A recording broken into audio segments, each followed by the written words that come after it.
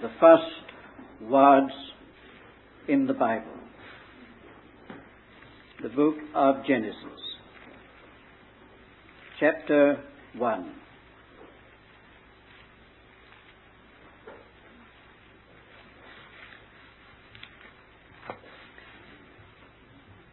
In the beginning, God created the heaven and the earth. And the earth was waste and void, and darkness was upon the face of the deep. And the Spirit of God moved upon the face of the waters. And God said, "Let there be light." And there was light. Place alongside of that, for purposes which you will see presently, a few words from the prophecies of Jeremiah. Jeremiah's prophecies, chapter 4. I beheld the earth, and lo, it was waste and void, and the heavens, and they had no light. I beheld the mountains, and lo, they trembled, and all the hills moved to and fro. And I beheld, and lo, there was no man. All the birds of the heavens were fled. I beheld, and lo, the fruitful field was a wilderness, and all the cities thereof were broken down at the presence of the Lord, and before his fierce anger. For thus saith the Lord, the whole land shall be a desolation, yet will I not make a full end. In the beginning, God.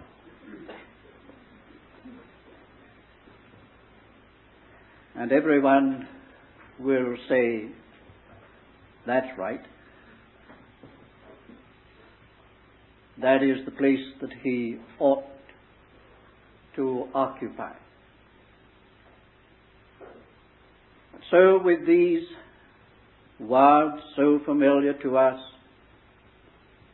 the whole Bible is introduced.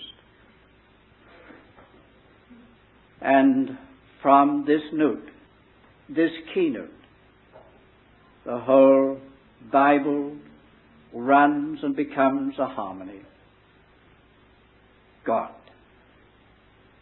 Here, God, the subject of the whole Bible, is introduced. In the beginning, God. And when God is in his place, which is first and primary, there is always a new beginning. This is a point of departure, and a point which marks a new prospect.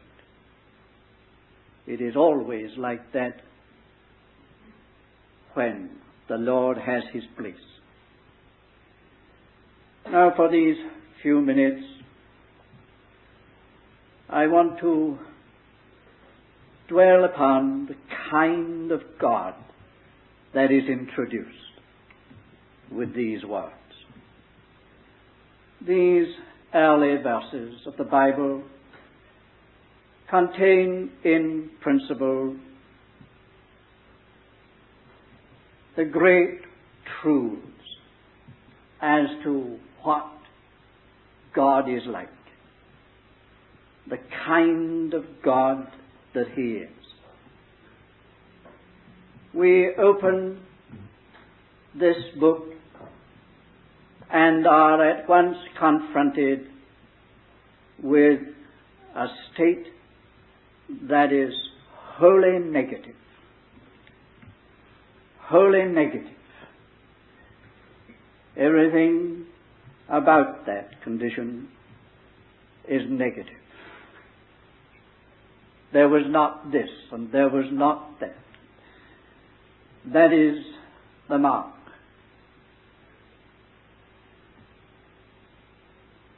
And God introduced over against a negative condition is immediately shown to be a God who is positive. God who is not negative. And a God who cannot bear anything that is negative. He just cannot endure a negative condition. He's like that. He is the great Yea God. The Almighty Yes. And whenever God comes to his place, the change will be from a negative to a positive. Things will at once begin to assume some positive character, some meaningfulness. With God, all that is negative will just begin to go out. And we shall find that whatever his activities may be, and his activities are many indeed, and sometimes they seem to be working in a negative way, the fact and the truth is that whatever he is doing it with a positive object and a positive mind. His end is not going to be a negative. I will not make a full end, we read in Jeremiah. However it may appear things are being brought to an end, I will not make a full end. It's all unto a positive purpose. The very first thing about this God, who is the subject of this whole mighty book, is that he is a positive God who is set against any negative condition. Take that as a great truth in your relationship to the Lord, in your apprehension of the Lord. These are the foundations of everything. The next thing is, and God created. Put that in another way, God got to work. God is a God of purpose and not passive, inactive. He's a God actuated by positive purpose. We know from the rest of the story how true that is. But here again, how much there is in the Bible that just comes back to this truth. God is not an inactive God, a standoff God, somewhere amidst the shadows, just a spectator. He's right on the scene. He's right in things, working in all things, working in all things, as Paul says, working in all things. He's not a purposeless God, and he cannot endure a state of things that has no purpose. Look upon this, without form and empty. Well, God is not going to tolerate that. He is introduced to us as one who will not bear any state that is without a purpose, and will do all in his power to turn things to positive purpose. He is the God of purpose. He is not a passive God. Then, without form. Without form. And he comes in as set against anything that is formless or disorderly or without order. He's a God of order. Beautiful story of an order being evolved, introduced where there was no order. Disorder is always weakness, isn't it? Disorder is always loss. A disorderly person is wasting a lot of energy and a lot of time and throwing away a very great deal of vital value. Disorderliness in our person, disorderliness in our home or in any sphere, disorderliness in the church, it means weakness, it means loss. God is a God of order. So when it says it was without form, God is introduced as one who is not going to put up with that. He's not going to allow that to continue. His activity is to bring about an order that is not order for its own sake, not because he's fastidious, finicky, that kind of a God, but because, as we all know, economy is always bound up with being systematic, being orderly. And that's the kind of God he is, who does not want there to be all that loss that is associated with a lack of heavenly order. Was without form and void. Hebrew word would be better translated to the English word empty. Without form and empty. Or desolate. Barren.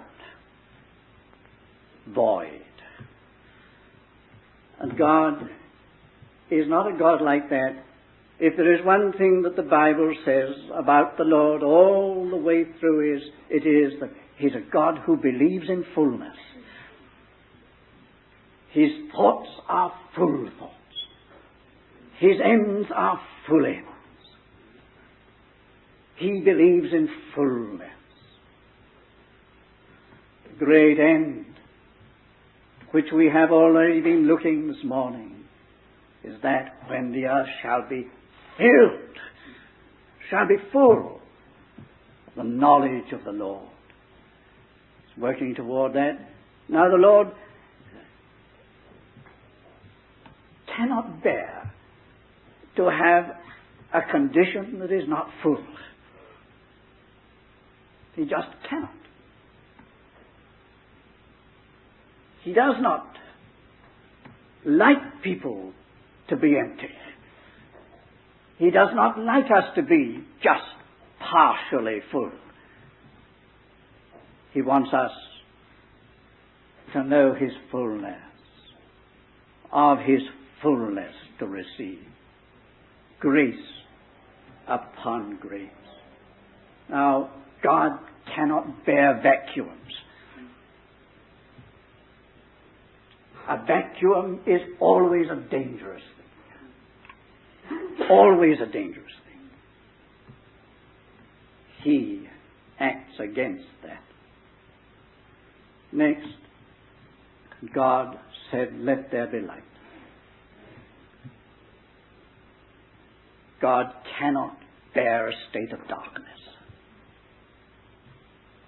He is the God of light, the God of illumination.